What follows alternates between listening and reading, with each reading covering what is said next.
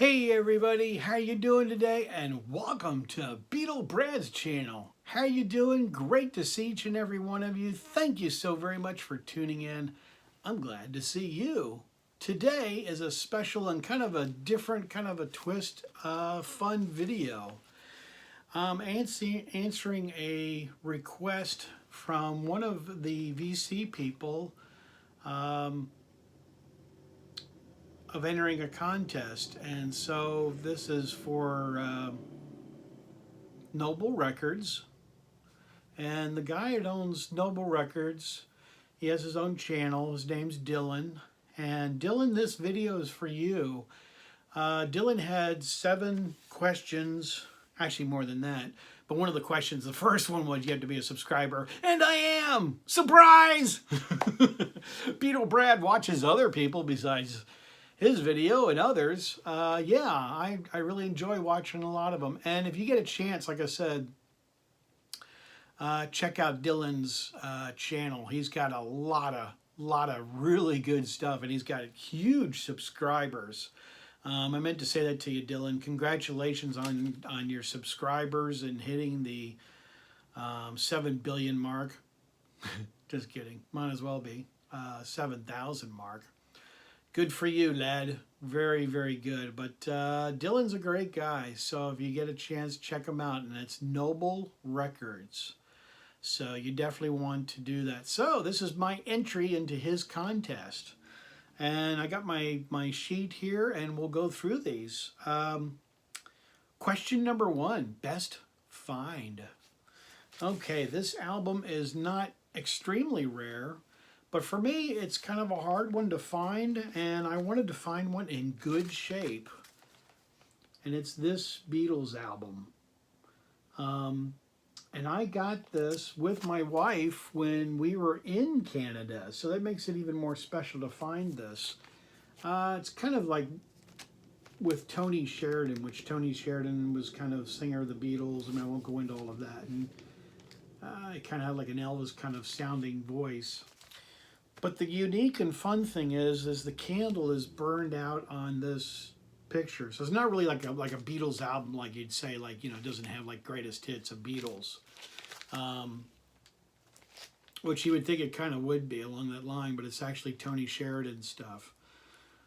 But the sentimental value of this and finding this album was just over the top for me because I was so excited to find this album out in the wild. You just never find this anywhere.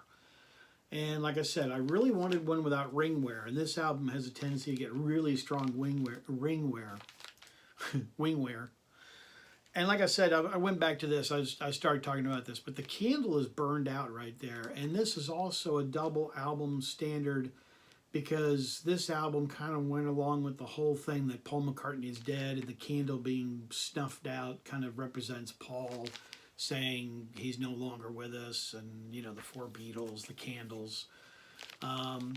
So in Canada, this was a real prominent album and talking about the one of the death clues of Paul McCartney's dead kind of thing. So yeah, so that's kind of a real special album to me, finding it, like I said. Okay, question number 2, best song ever written. This is really a hard one, Dylan. My music changes all the time. You know, like a lot of music people, my songs fluctuate in and out, and I like this song, or this song. It does. It changes all the time. But I've always liked this one song throughout the years a lot. And I finally got a really nice copy of this album, and it's Elton John. And I really like the song Yellow Brick Road. It's always been one of my favorites. I mean, I remember hearing it on the radio when it came out. So this album is a 180 gram and special edition album. And I thoroughly enjoy this album. I went to go see him in concert last year, and he did that song in concert, and it was over the top. I really, really was so excited to hear it and see him perform it and all that kind of stuff. So yeah, so you know, if you ask me next week what's your favorite song, it might be totally different. It might be a different song completely. So yeah, so okay. Number three, how do you keep your albums in order in your collection? I mean, how do you keep them situated? Or how do you keep track of them? Is what he's saying. How do you keep track of them? I kind of read this differently. Uh, Lots of times it's in my head. It really is of what albums I've got. But now my collection has grown, and I've met other people, and I've met other record stores that I've gone to, and owners and stuff like that, and I've gotten bigger collections added to my collection. Um, and I've gone to record shows, and I've bought something like let's just say Ringo Starr's photograph with picture sleeve, and I'm all excited. So I'll buy it. I'm thinking, oh, this is great. I don't have this. I don't have it.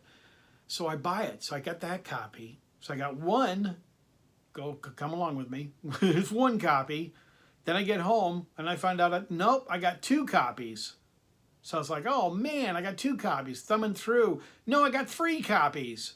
No, man, three copies of the same 45 with picture sleeve? No, four copies. It's like the Home Alone thing. Four copies of the same 45. Granted, that's not the most expensive 45 out there in the world, which is good, but it's just aggravating. So I have a friend of mine who just recently showed me how to use Discogs, and I'm starting to go through and putting my albums in and labeling and saying, I've got this album, this album, this album. So that helps me a lot to have Discogs, because my mind is apparently not working anymore. So anyway, make a long story longer, and thank you very much. I've done a good job with it. I used my mind, which, like I said, is not doing too well, but now I'm using Discogs, and so that's been a real helpful way of doing that. Number 4, what album would you never give away or sell? This next album is not an expensive album. I'm not going for the most expensive albums or the most collectible, but it's this album, The Kinks, Greatest Hits. I went with my brother to go see The Kinks in concert, and as you can see, I still have. This is back in the days when they don't take tickets. I still have my original ticket. Plus, I've got my backstage pass. I went backstage and met the band of the Kinks, the whole entire band, and had them sign an album for me. My brother got that album for him and his collection. But sadly, this one I would never give away, because my brother passed away a few years ago of cancer, and he had a very wicked and horrible operation. Many operations where they cut him from here to here, and they'd clean him out. They'd open up his body cavity. They'd pull back his skin, and like I said, they sliced him open. About every other month, he went in for surgery, and they'd had to scrape the cancer out, and he went through that for pretty much 8 years, and he just recently passed a couple of years ago, and it's been very hard. My brother was a great guy. He and I were very close. He was very well known in the rock world, in music world. I went to many concerts with him, met many rock musicians, went backstage and met people. But my brother was a very, very great guy and very caring guy. So that album has a lot of sentimental value to me, because the losing of my brother, but just the fun we had, and that album being very sentimental to me. So that was that one. Number 5, what is your favorite music documentary? Really like this one a lot. I kind of like a lot of different ones, but for me, this one kind of just really, and it's the special edition where you get 2 of them, but it's the Beatles, 8 Days a Week. This is just excellent. For those of you who have not seen this, wow, you owe yourself a real treat in watching this because this is just fantastic. It talks about their touring years, and there really isn't that much out there about the Beatles and touring. Yes, we have bootlegs and all that kind of stuff at their concerts, but this kind of really gives you the pulse of how those touring years went, and surprisingly how they didn't crack up in the period and the whole time of doing that. Plus, there's some rare footage in here, some video stuff of Candlestick Park, which is their last concert in 1966, and that is just a rockin' good documentary. It's very well done. It's by Ron Howard. Exceptionally good. So if you haven't seen that documentary yet and you're one of my viewers or one of the other viewers who have not seen it, what's your problem? You need to get out and say it.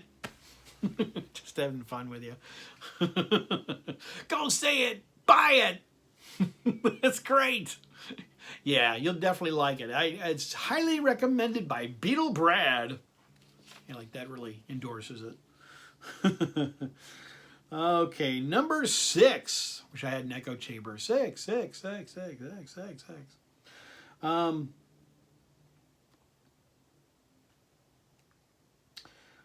Show a record that you've received as a gift. Being in the vinyl community, I have a great time, but occasionally I will receive a gift now and then from a viewer of mine, and this one really was one of the very first ones I got when I started 3 years ago.